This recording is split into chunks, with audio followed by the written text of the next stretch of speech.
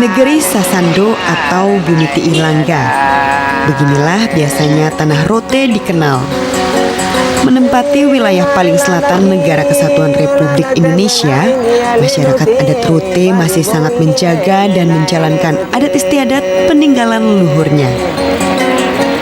Menurut tradisi tertua Rote, sebagian besar penduduk yang mendiami Pulau Rote adalah suku kecil, Rotenes, Baranes, Kiones, Pilones, dan Velones. Mereka mendiami wilayah kesatuan adat yang disebut Nusak. Kesederhanaan dan kebersahajaan orang Rote membawa pada kehidupan yang tidak dapat dilepaskan oleh adat istiadatnya. Dahulu kala dalam kehidupan, orang Rote memiliki filosofi Mau Tuado Leve Bafi, atau kehidupan cukup bersumber dari mengiris tua dan memelihara babi. Pohon lontar tumbuh subur di sini. Lontar seolah tidak dapat dipisahkan dari keseharian suku Rote. Lontar mengitari hampir di setiap sisi kehidupan orang Rote. Mulai dari tempat tinggal, mata pencaharian, alat musik Sasando, hingga topi Tiilangga yang menjadi ciri khas Rote. Jika menyebut nama Rote tidak akan terlepas dari kata Sasando dan Tiilangga. Dua nama tersebutlah yang membawa nama salah satu pulau terluar ini dikenal luas bahkan hingga ke mancanegara.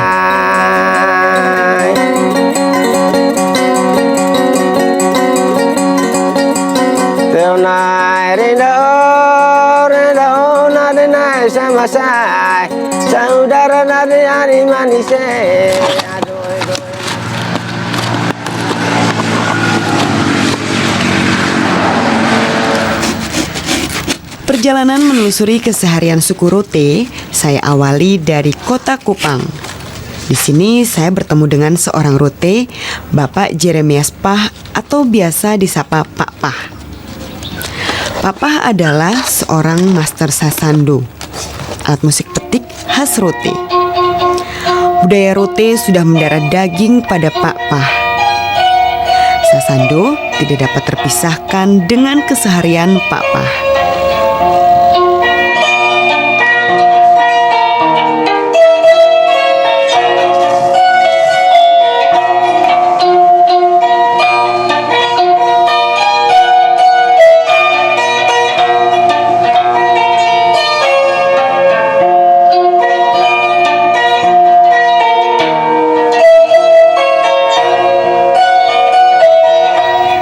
Berkunjung ke rumah Pak Pah membuat saya semakin penasaran untuk menginjakan kaki di tanah Rote.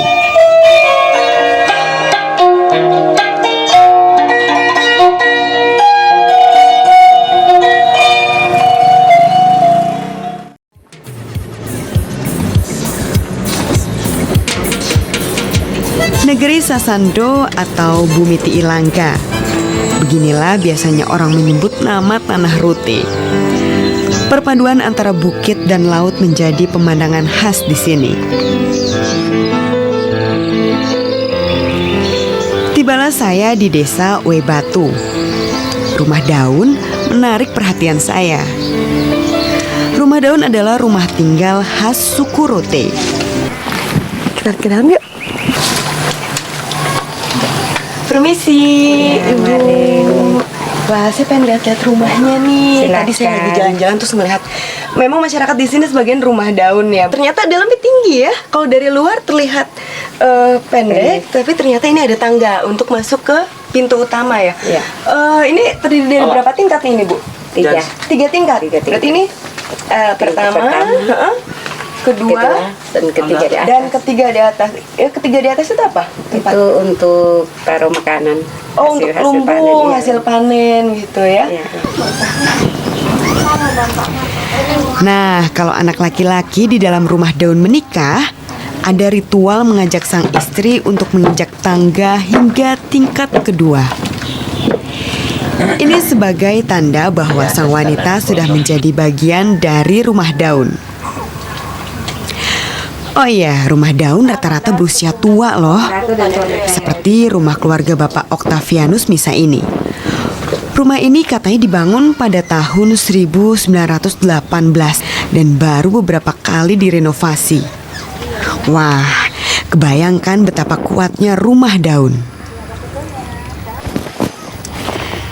Satu lagi yang menambah keunikan rumah daun adalah pagar sabu atau pagar batu.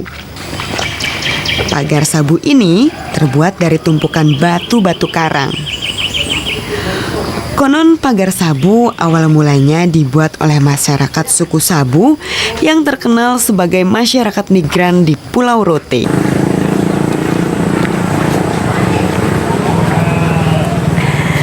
Sekarang saya akan mengajak untuk melihat pasar di Rote. Nah, kebetulan hari ini adalah hari pasar. Kita lihat yuk.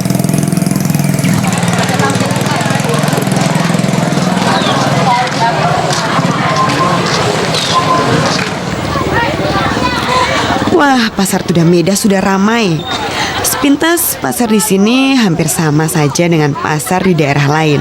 Ini pasti udah tahu ya, ini namanya pinang. Nah, di sini pinang ini menjadi kebutuhan sehari-hari karena laki-laki ataupun perempuan semuanya memakan sirih dan pinang ya. Hampir setengah pasar Tudameda dimonopoli oleh pedagang sirih pinang. Sirih pinang menjadi salah satu kebutuhan utama orang Rote. Sirih yang dipakai di sini adalah buah sirih, bukan daunnya.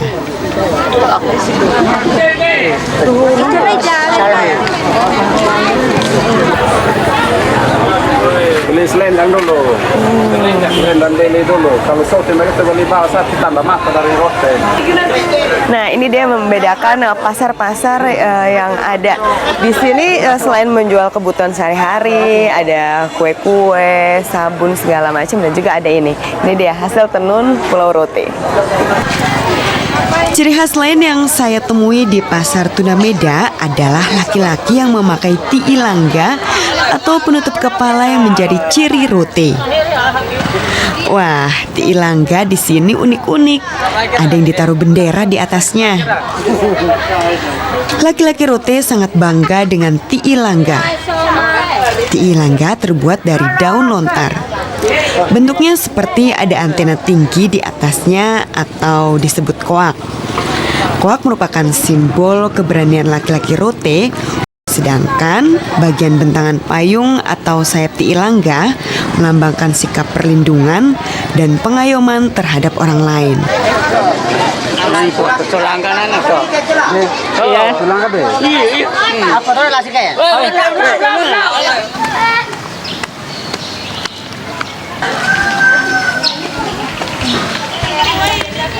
Melihat-lihat tenun di pasar Tudameda, saya jadi penasaran ingin tahu proses menenun ala Rote. Permisi, Mama. Ini kalau ini sedang apa? Diikat motifnya. Ikat. Mama kalau mengikat ini mulai dari mengikat, proses awal sampai jadi selendang macam ini, itu butuh waktu berapa lama sih? Kalau dari sampai jadi 1 minggu. 1 minggu untuk selendang mungkin sebesar. Oh ini ya, hampir sama. Di timur ini banyak tenun, ada dari Momere, dari mana-mana. Terus apa bedanya yang dari Rote ini dengan tenun-tenun lain yang ada di NTT? Ya kalau Rotenda punya kan ada merah, kuning, hitam. Oh warnanya yang membedakan ya. Empat warna. Saya boleh lihat ini ya? Oh ini mungkin ya. Ini khasnya Rote ya. Ini ada merah, ada kuning, terus dasar putih, dasarnya hitam ya. Oh, berarti saya pengen coba. Wah, ini dia kain tenun khas dari Rote.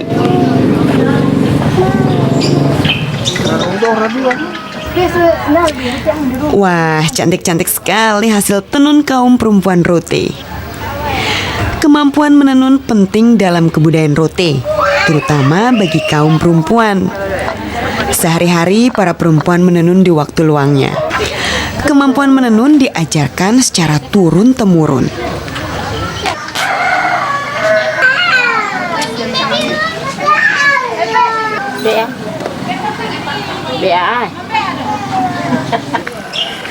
Nah, sekarang saya ditemani dengan teman saya, Veronica, dan kita ingin melihat pembuatan sasando yang memang menjadi khas dari rote. Ya.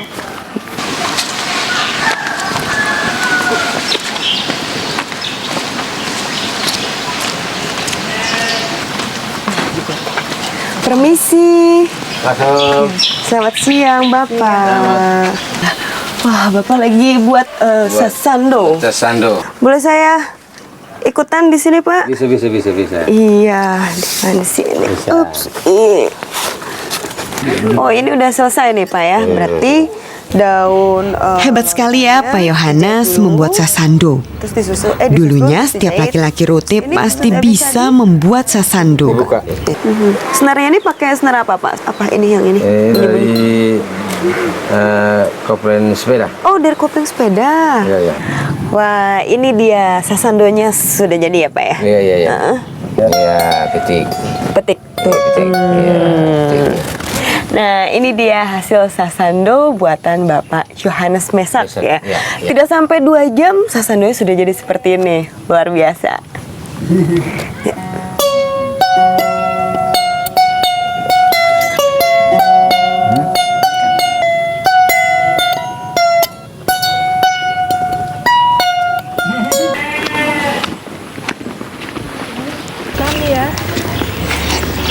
Lontar memang tidak dapat dipisahkan dari keseharian orang rote. Semua yang khas dari rote terbuat dari lontar. Seluruh bagian pohon lontar dapat digunakan di sini, mulai dari batang, daun hingga buahnya.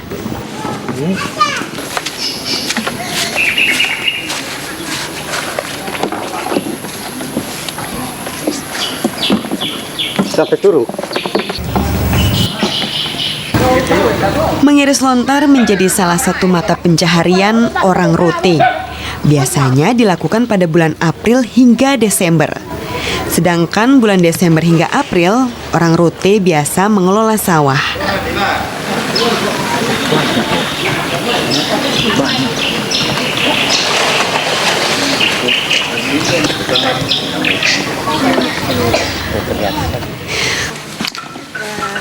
Ini dia ya hasilnya. Ini di sini kalau di sini sebut namanya apa, Pak? Ini Nira. Tuak mantah. Ya, tuak mantah. Tuak mantah. Ini udah bisa diicip, bisa dicicipi. Ya. Bisa diminum. Oh, coba saya coba. Itu dijamin perut tidak sakit.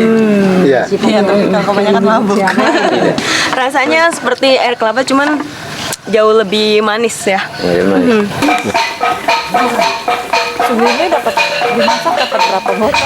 Sekembalinya dari kebun lontar, saya dikejutkan dengan keramaian di depan rumah Pak Martin. Wah, itu ada apa? Wah, ini ada adik-adik lagi main alat musik. Kira-kira, oh bukan, ada bapak, bukan adik-adik saja. Ternyata ada yang sedang berlatih musik.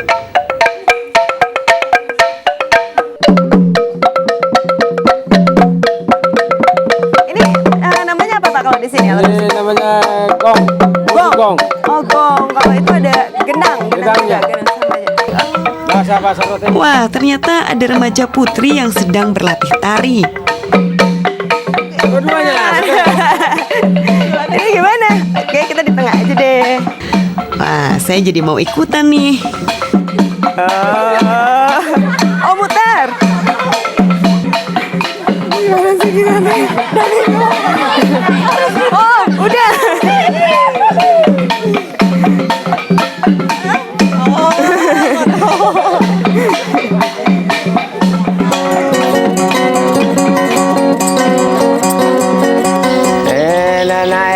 Senang sekali saya hari ini. Orang-orang rote memang luar biasa. Pak Yohanes mengajak saya kembali ke rumahnya karena beliau berjanji untuk memperlihatkan keahliannya bermain sasando.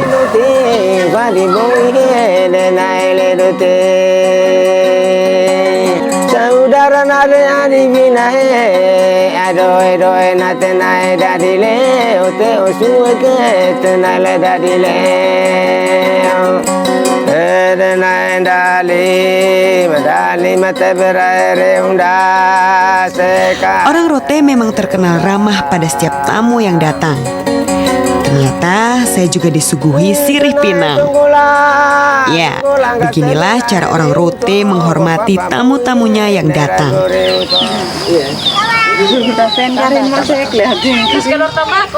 Menyirih pinang sambil diiringi permainan sasando. Apalagi Pak Yohanes dan Pak Gottlieb mengenakan pakaian lengkap, yaitu memakai sarung dan bertiilangga.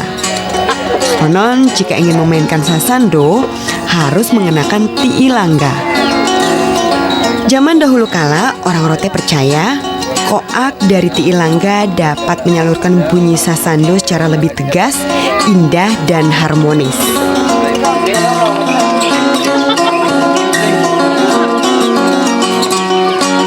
Ini dia. Ciri khas Rote ya, Pak ya?